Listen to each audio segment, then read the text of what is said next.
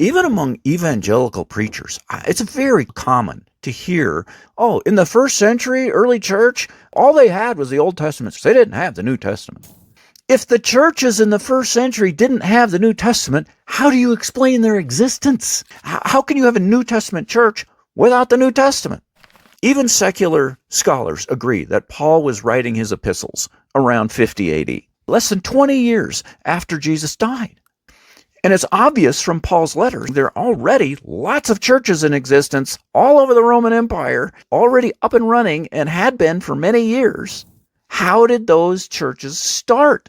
And if they didn't have New Testament, what were they preaching? Here's how they started, and here's what they were preaching. Acts 2:42, they devoted themselves to the apostles' teaching. This is on the day of Pentecost. 10 days after Jesus goes, boom, from day one of the existence of the church, they devoted themselves to the New Testament, the same body of teaching we have. Now you say, oh, wait a minute, it wasn't written down yet. So what if it doesn't have to be written down for them to know it? Tell me something. So all your Christmas traditions, where are those written? Nowhere. Does that mean you can't possibly know them? Of course you know them. I'd say most people know their family's Christmas traditions more than they know what's written in the Bible.